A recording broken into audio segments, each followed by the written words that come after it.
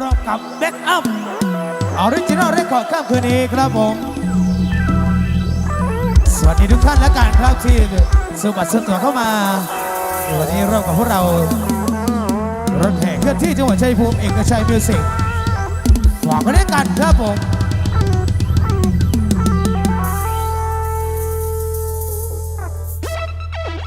เย้มาแล้วจ้ามาแล้วจ้า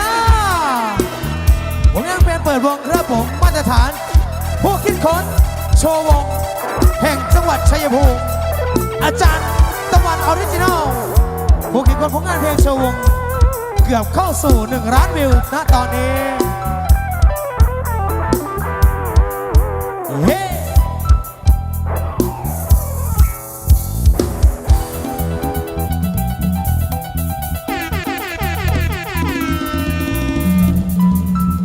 อย่าไปกับช่วงแรกของเราที่วันเอกชัยมิวสิกครับเย้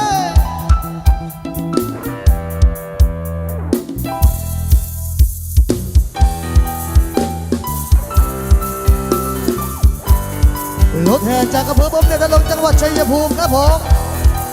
พร้อมแล้วที่ว่าความสุขความสนุกในช่วงแรกกับพวกเรานะฮะเอกชัยมิวสิก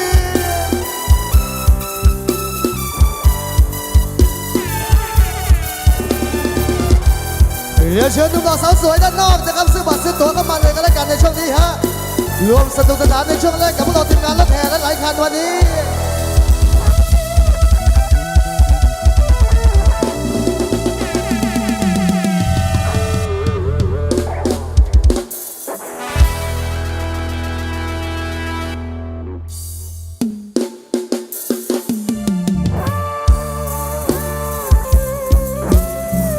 อุ่นเครื่องกันแล้วกันช่วงนี้ผลงานเพลงช้าๆครับผม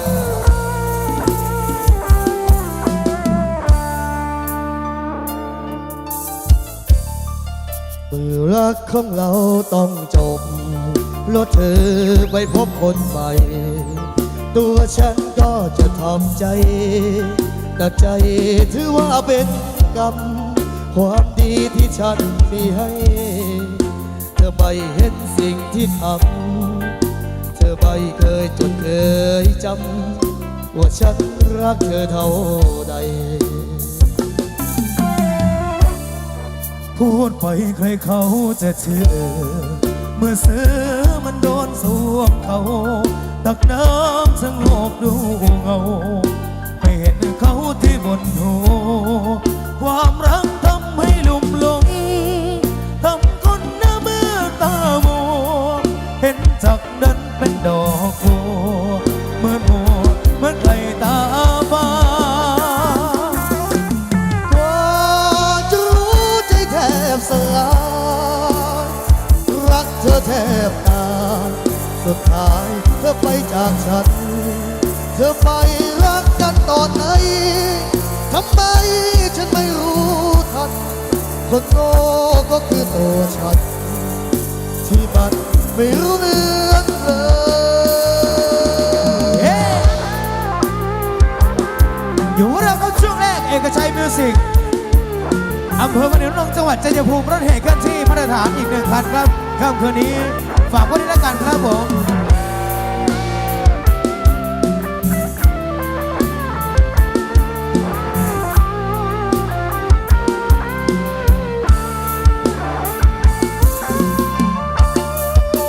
หญิงหน้าตาดี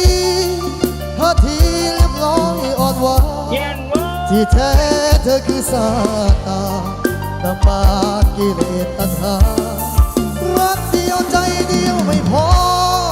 อ่อนอ้อแสนสงกามาเสแสร้งแก้ธรรมยาน้ำตาก็คิดนอกใจ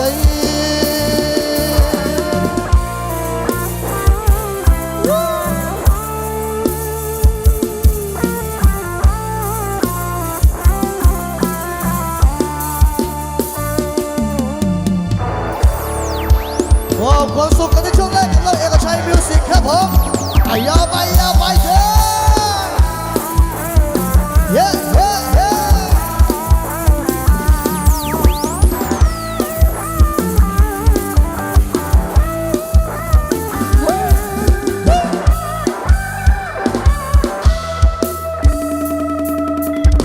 เจอชิงใครเจอช่างมันก็ช่างหัวเขาแค่ตัวเรารู้เราช่างเขาปลาไหลใครจะชักใครจะแช่งใครจะแย่งใครจะยันก็ให้ช่างหัวมันเลยก็ให้ปล่อยเขาไปใครจะชมใครจะเชิดว่าประเสริฐเลิศรู้ตัวเรารู้เราอยู่ปล่อยเขาทำไปใครจะรักใครจะเกลียดใครจะเสียดใครจะสีก็เรารู้เราดีปล่อยเขาทำไปเกิดเป็นมนุษย์สิ้นสุดแค่ตายเอาอะไรมากไปในความอนัตตาโลกไปทำไมละช่วงชิงแข่งขันสุดท้ายเหมือนกันต้องไปป่าช้าจะเอาอะไรแค่รักโลกโกรธลงไม่มีความมั่นคงบนกิเลสตัณหาเกิดแค่เก็บตายอยากจะไปยึดมั่นศรัทธาสังขารล้วนอนิจจาปล่อยวางมันเสียทุกโพลินนา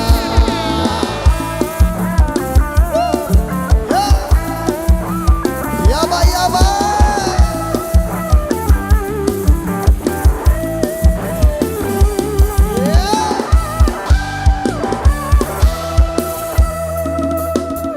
ใครจะเมินใครจะมองยังจะต้องเอาไว้วันใครจะใส่ร้ายกันยังจะต้องสนใจใครจะดีจะเลวแล้วมันก็เรื่องของเขาใครจะนินทาเรายังจะต้องทุกข์ใจใครจะล้อใครจะด่ายังจะต้องว่าตอบให้ไม่สนใครไม่ชอบยังจะต้องใส่ใจใครจะคิดใส่ความยังจะต้องวุ่นจิตหากตัวเราไม่ผิดจะไปคิดทำไม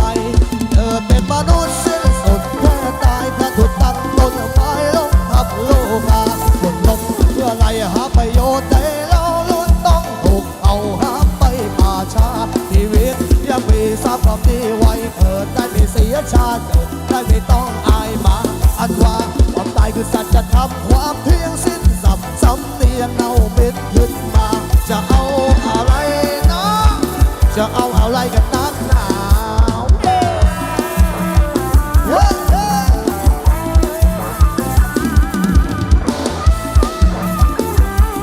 เดี๋ยวเชิญพี่น้องที่อยู่ภายด้านนอกนะครับผมซื้อบัตรซื้อตั๋วมาร่วมสนุกกับเรานะฮะ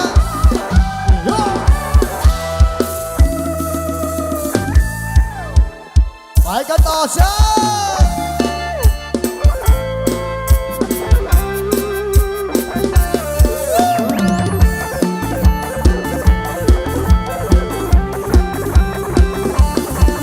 ซื้อมาซื้อตัวกันเข้ามาเยอะกับพวกเรานะเย้เย้เย้เย้ ฉันยังคงคิดถึงเพียงเธอยังรอเธออยู่เสมอวันเวลาล่วงเลยยังละเมอเธอถึงเธอไม่เคยเปลี่ยนการเท่าไรไม่ว่านานแค่ไหนความคิดถึงไม่เคยจาง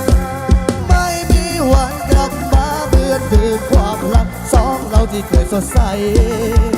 รู้ว่าคงเป็นไปไม่ได้ให้รักสองเราเป็นดังที่หวานแค่เธอรู้วันนี้ตอนนี้ฉันยังไม่เลิกความรักแม้วันนี้ความรักเราพังอยากให้รู้ฉันยังรักเธอ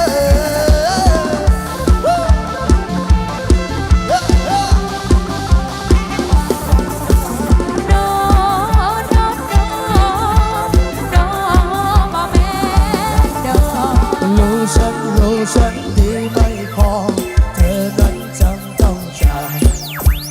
ถ้าวันไหนที่เธอลำบากอยากให้เธอกลับมา นานเท่าใดแต่วันในหัวใจยังเก็บมาได้ใจถ้าเธอรักแล้วอย่าปล่อยหักสองเราให้หลุดลอยไปให้รักเราไว้ด้วยรักผักใส่หัวใจเห็นยาบางหัวใจวันนี้ตอนนี้ฉันยังบ่ลืมความหลังแม้ไม่มีความรักเอาไปอยากให้รู้ฉันเป็นยังรักเธอ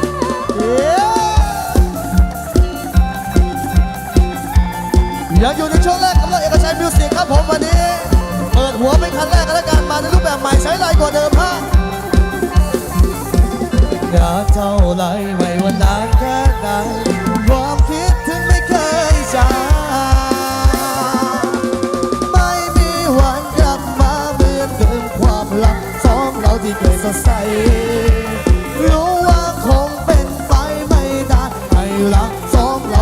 ที่ว่าแค่เธอรู้วันนี้ตอนนี้ฉันยังไม่ลืมความรักแม้วันนี้ความรักเราพังอยากให้รู้ฉันก็ยังรักเธอ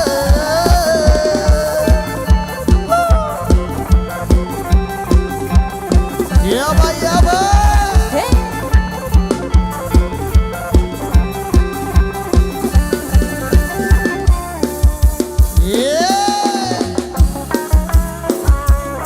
ใหม่ล่าสุดจากตั๊กแตนนะ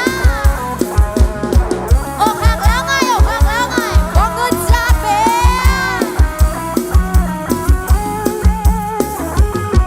ดอกหักร้ายจนสิตายแทนได้บอกเคยเห็นได้เสียใจบอกเคยเห็นได้เจ็บช้ำแล้วเป็นยังคนที่บอกว่าห่างกันมันคือมาสร้างใจดับกันทำใจดองหักเลิกกันไปบ่เท่าใดกับพี่ไม่น้องเลี้ยวเห็นยามได้มาตั้งใจตักแล้วเรื่องยังน้องสิยอมจงปักใจชีวิตโซได้มันคักโลแล้วอาแค่ผู้ชายหลายใจก็ผู้หญิงหลายคนน้องว่าโซนนะของพอสำเนียงสิไปทางใดก็ไปน้องบ่ได้สนใจของจังสิหาอยู่ใส่กับเมตั้งแต่มือที่อาเทมพาน้องให้อยากบอกว่าน้องสบายใจดีอาแค่ผู้ชายสัวหลายใจแบบนี้โอ้ยบอกเงินจากเมมือเสียเขาทิมปาบอกต้องมาขอคืนได้หัวใจดวงดีมาถึงแล้วเชื่อไปหาคนไม่น้องบ่ได้อยากเป็นควายสิไปใส่ทางใดก็ไปว่าต้องมาขอความเห็นใจจากน้องให้ไอ้กลับคืนไปสบายบ่อยากเว้ากับคนใจร้ายคนบ่จริงใจมาเสียเวลาแค่ผู้ชายหลายใจของผู้หญิงหลายคนน้องว่าสนน้ำของพอสำเนียงสิไปทางใดก็ไปน้องบ่ได้สนใจของจังสิหาอยู่ใส่กับเมตั้งแต่มือที่อาเทมปาน้องให้อยากบอกว่าน้องสบายใจดีว่าแค่ผู้ชายสัวหลายใจแบบนี้โอ้ยบอกเงินจากเม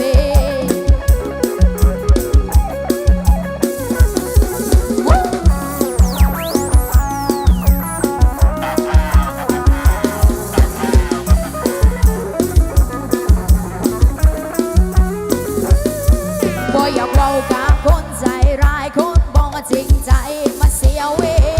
ลาอาแค่ผู้ชายหลายใจของผู้หญิงหลายคนน้องว่าโสดของพอสำเนียงสิไปทางใดก็ไปน้องบ่ได้สนใจของจังสิหาอยู่ใส่กับเมตั้งแต่มือที่อาเทมพาน้องให้อยากบอกว่าน้องสบายใจดีอาแค่ผู้ชายสัวหลายใจแบบนี้โอ้อาแค่ผู้ชายหลายใจของผู้หญิงหลายคนน้องว่าสนขอ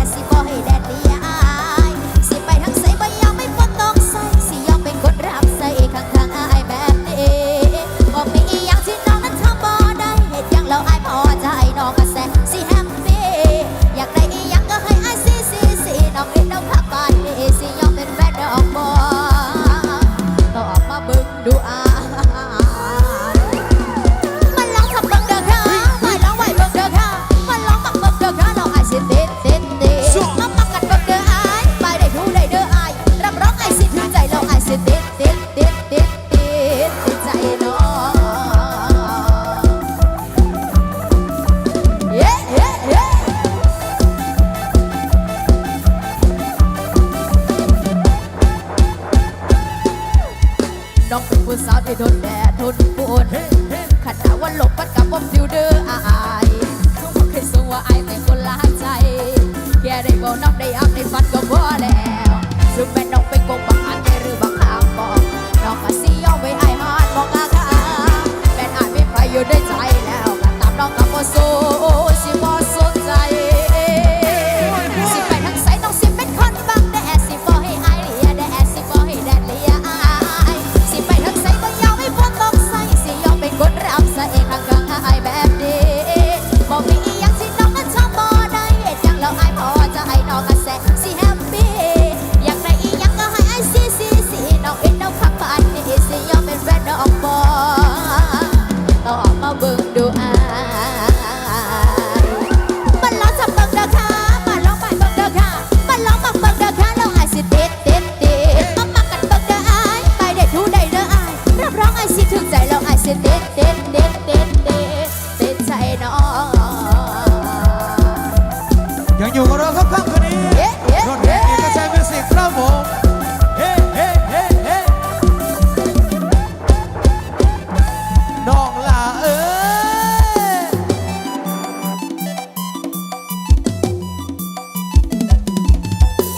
เฮ้เฮ้เฮ้เฮ้ยอ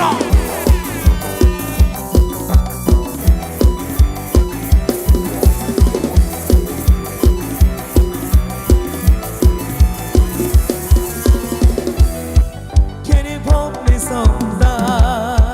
ฉันก็รู้ว่าเธอใช่เลยอยากจะถามไม่ทราบเธอว่าเธอมีแฟนหรือยังเอาเด้อนี่น้องและคนที่งามอยากสินะจะมีแฟนแล้วบอกถ้าหากคือเจ้าน่ารู้แน่จังเจ้าอยากสิเอามาเฮ็ดแนวแท้น้องเอาอยู่รู้เพราะน้องสิพ่อไม่สิก่อนละอย่าเป่าเฮ็ดหน้ามาสนใจอย่าตาบอดีและไอ้ก็มีหัวใจถ้าได้รักไปก็หาจริงคนที่ฉันไม่ดีเท่าใครแต่หัวใจนั้นรักจริงอยากให้เธอมาเป็นเจ้าหญิงให้ฉันได้ดูแลเอาเด้อดีน้องและคนเดียวอยากสิตาจะมีแฟนแล้วบอกแต่หากคือเจ้าน่ารู้ในตั้งเจ้าอยากสิเอามาเฮ็ดแนวแท้น้องให้รู้พวกน้องที่บอกมีสิทธิ์บอกแล้วแล้วก็เฮ็ดดาว่ามาสนใจหน้าตาบอดีและไอ้ก็มีหัวใจถ้าได้รักไปก็หาจริงเฮ้เฮ้เฮ้เฮ้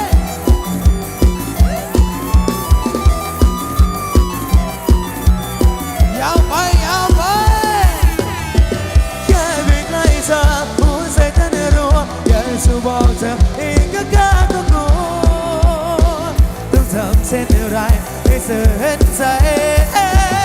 จะเปรียบเหมือนนางฟ้าที่อยู่บนสวงสวรรค์เป็นดังความฝันที่ฉันได้เจอกับเธออยากให้รู้รักเธอจะเหมือนคงเสมอต้องบอกให้เธอรู้ไปเฮ้เฮ้เฮ้โยกย้ายสายกับพี่แล้วกันช่วงนี้กับพวกเราด้วยไหนกันที่จังหวัดชัยภูมิเอกชัยมิวสิกเรื่องกับแบ็คอัพออริจินอลและก่อนตั้งคืนนี้ครับผมเอาเด้อดีน้องและคนเดียวให้รักสิครับจะมีแฟนแล้วบอกนักคือเจ้านั่นจังเจ้าอยากสิเอามาเฮ็ดแนวแท้ดอกให้รู้ว่าน้องสิบ่มีสิทธิ์ก็ละจะเฝ้าเฮ็ดดอกว่ามาสนใจไอ้หน้าตาบ่ดีและไอ้ก็มีหัวใจก็ได้ไปก็หาจริงเฮ้เฮ้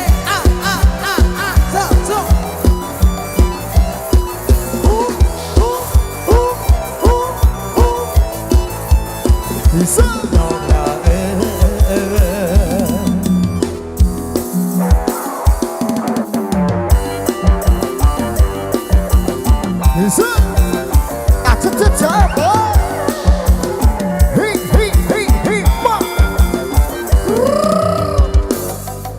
มือนี้เฮียนข่อยเพิ่นไปภาษาที่ถอยลงทงหาหอยหาเห็ดและหาปลาเพิ่นสอนอยู่บวกเพิ่นได้หัวมาเขียนชินาแมงดาและกบน้อย มือนี้เฮียนถอยประมาณนกพงแหลกมันเห็นแนวกินแหลกพอวิธีกินตำดังมีตำบักกุ้งหมูพวกและกุ้งหัก ก่อนให้ใจดังๆกำลังดังแม่ค่อยใส่ ถึงอยากสิหอมอยากสิให้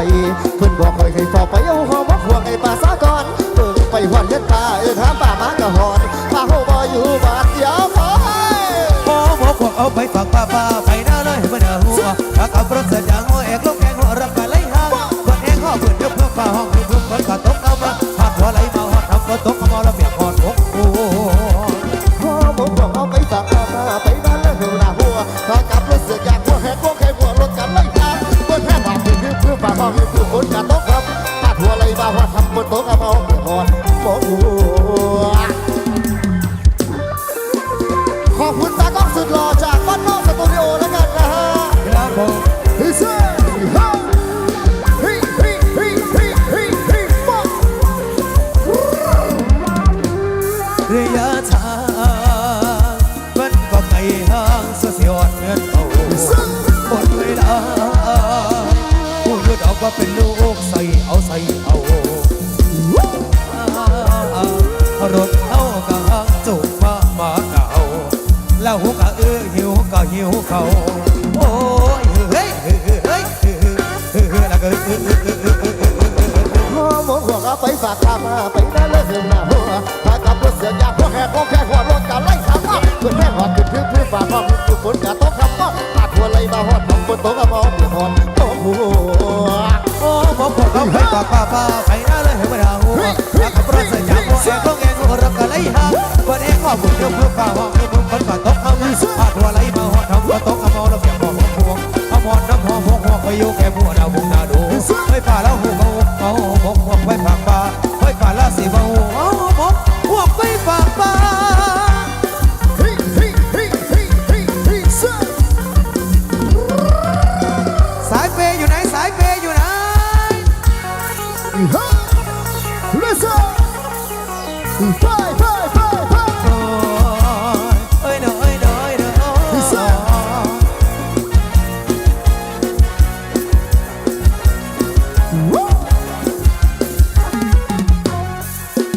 ถึงแม้หน้าตายมันจะโหดไปเด็ดเป็นดีลองสึกคิดแล้วจะติดใจไอ้เป็นคนมีสไตล์เห็นอย่างบ่คือไผ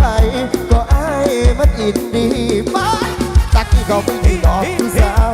ไอ้มันข้อเหล่าข่าวสาวไหนบ่แฮปปี้อกหักเชื่อนั้นไอ้จำมาว่าสู่มือนี้จากสายฟ้าตะกี้มือนี้เป็นสายเพจะชื่อปลอมอยากได้อะไรต้องขายหน้าแม่มาซื้อให้กายินดีบอยว่าหัวใจของกันมาแต่ว่าฉันนั้นยอมมีอยากได้อันนั้นจังสันจังสีก็ชี้เอาว่าเกิดมีบ่อ่อนน้ำใหม่บ่เสือมาเอาบ่เข้าหอมมีบ่อยากกินอยากบ่อยากได้ยังบ่อยากไปเชี่ยวบ่เก็บน้องขอไอ้ก็จะให้ที่เธอเอาบ่กำบ่เอาบ่ไอ้ฟ้อนเอาบ่รถสายพี่บ่เกินสามบางบ่จัดมันเป็นน้องต้องฟุ้งฟิ้งบ่เมื่อแรงวางบ่อยากได้อะไรให้ขอเชื่อของสักไทย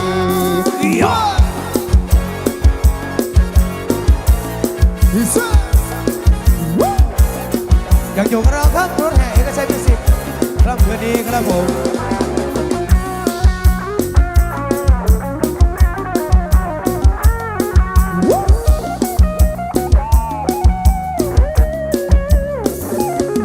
คิดจะบอก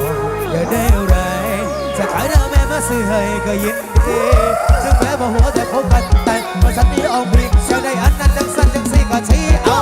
มันมีบ่อน้ำไอ้บ่เสือเอาบ่ก็หอมมีบ่อยากกินยังบ่อยากได้ยังบ่อยากไปเชื่อมองแค่นกอยู่ไอ้ก็จะเท่เกิดเอาบ่กระเป๋าเอาบ่ไอ้คนเอาบ่รถใจมีทั้งสมองว่าจะต้องให้น้องมองฟุ้งฟิ้งมองเมื่อเลยว่างจะได้อะไรก็ฉันลองจาก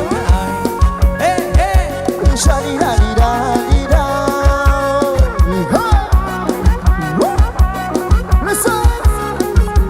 ไปเดินมีบ่อ่อนน้ำใหม่บ่เสือมาเอาบ่เข้าหอมมีบ่อยากกินอยากบ่อยากได้ยังบ่อยากไปเชี่ยวบ่กินน้องขอไอ้ก็จะให้ที่เธอเอาบ่กระเป๋าเอาบ่ไอ้ฟ้อนเอาบ่รถใส่พี่บ่เครื่องสามางบ่จัดฟันพี่น้องต้องฟุ้งฟิ้งบ่เมื่อแรงว่างบ่ต้องให้ขายหน้ามาเป็นน้องชิ้นพร้อมสักไทย